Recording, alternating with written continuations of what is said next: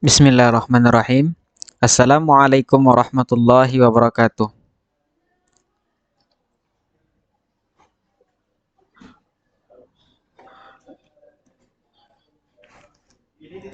Alhamdulillahirabbil alamin.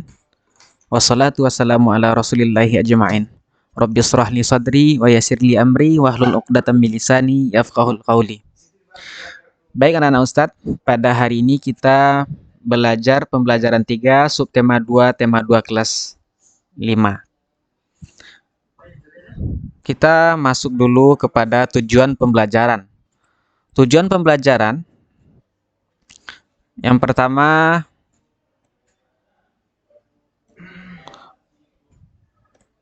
peserta didik mengetahui pentingnya menjaga kebersihan lingkungan dari sampah. Yang kedua, peserta didik mengetahui pengertian hak, kewajiban, dan tanggung jawab.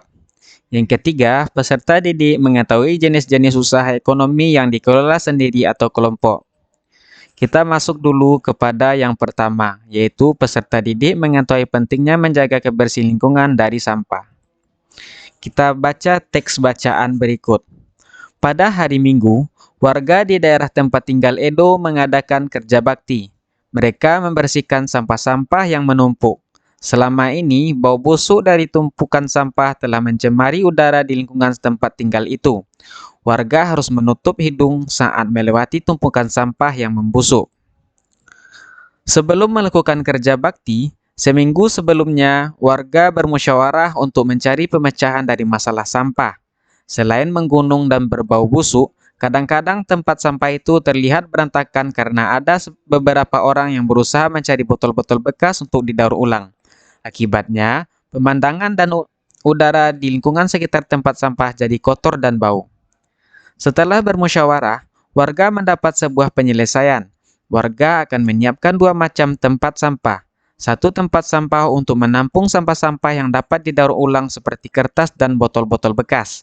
Tempat sampah lainnya digunakan untuk menampung sampah-sampah yang dapat membusuk, misalnya dedaunan dan sisa-sisa sayur.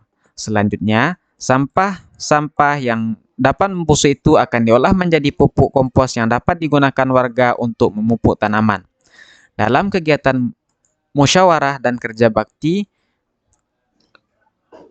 seluruh warga ikut berperan serta. Keikutsertaan warga dalam bermusyawarah dan kerja bakti merupakan salah satu bentuk tanggung jawab warga dalam menjaga kebersihan lingkungan. Ini adalah teks bacaan yang ada pada buku. Anak-anak Ustadz nanti silakan jawab pertanyaan setelah teks ini secara lisan saja.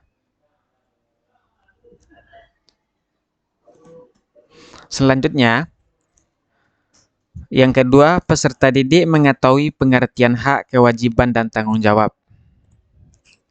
Apa itu hak? Apa itu kewajiban? Dan apa itu tanggung jawab? Sekarang kita masuk dulu kepada apa itu hak. Hak berarti suatu yang mutlak menjadi milik seseorang dan penggunaannya tergantung kepada orang yang bersangkutan. Jadi, hak warga masyarakat adalah suatu yang mutlak menjadi milik seseorang yang berkedudukan sebagai warga masyarakat. Bagaimana bentuk hak dalam masyarakat? A. Mendapat perlindungan hukum. B. Mendapat pekerjaan dan penghidupan yang layak. C. Menikmati lingkungan bersih. D. Hidup tenang dan damai.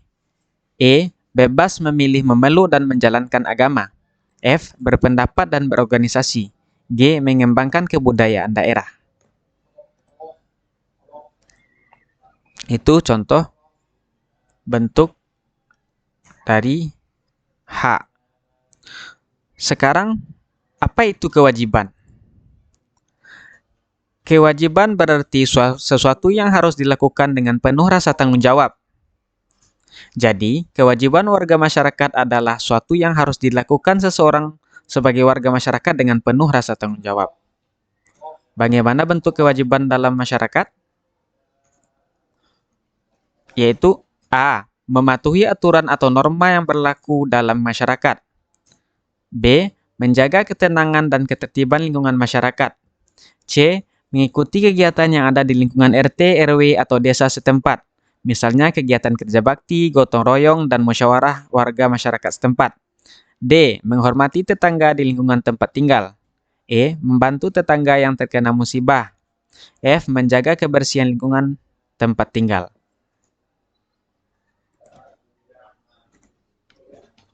Selanjutnya, apa itu tanggung jawab? Tanggung jawab adalah sikap dan perilaku seseorang untuk melaksanakan tugas dan kewajibannya yang seharusnya dilakukan baik terhadap diri sendiri, keluarga, masyarakat, lingkungan yang terdiri dari alam, sosial, dan budaya, serta negara maupun Tuhan Yang Maha Esa.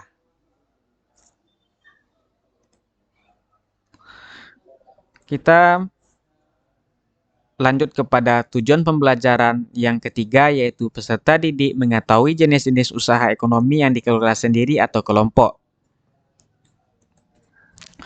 Jenis usaha ekonomi yang dikelola secara sendiri dan jenis usaha yang dikelola secara kelompok. Pertama, kita lihat dulu jenis usaha perorangan atau yang dikelola sendiri. Contohnya yaitu usaha pertanian, perdagangan, jasa, dan usaha kecil yang hanya membutuhkan tenaga perorangan ya. Lalu bagaimana bentuk jenis usaha kelompok? Ada namanya firma, persekutuan komanditer, perseroan terbatas, badan usaha milik negara, koperasi. Ya. Kita masuk dulu, apa itu firma? Firma adalah suatu usaha ekonomi bersama yang didirikan oleh sekurangnya dua sekutu. Pendiri firma biasanya orang-orang yang kenal satu dengan yang lain. Setiap anggota firma memiliki hak untuk bertindak atas nama firma. Anggota firma juga bertanggung jawab secara penuh atas risiko kerugian firma. Usaha berbentuk firma biasa bergerak di bidang layanan konsultasi hukum dan keuangan. Yang kedua yaitu persekutuan komanditer, atau orang sebutnya CV ya. Persekutuan komanditer didirikan oleh sekurangnya dua orang yang menyetorkan modal. Pada CV terdapat dua jenis sekutu, yaitu sekutu aktif dan sekutu pasif. Sekutu aktif berperan sebagai investor dan pengelola CV. Sekutu pasif berperan sebagai investor tanpa terlibat dalam pengelolaan CV. Usaha berbentuk CV dapat dikembangkan dari firma. Ini dimungkinkan jika firma ingin memperluas usahanya dan membutuhkan banyak modal. Selanjutnya, perseroan terbatas. Perseroan terbatas atau PT adalah usaha bersama yang modalnya berupa kumpulan saham. Saham diartikan sebagai bukti kepemilikan suatu perusahaan atas penyetoran modal. Setiap saham memiliki nilai-nilai nominal tertentu. Pemilik saham akan memperoleh keuntungan berupa dividen bagi perseroan yang ingin mengembangkan dan perluas usaha. Sahamnya dapat diperdagangkan di pasar modal.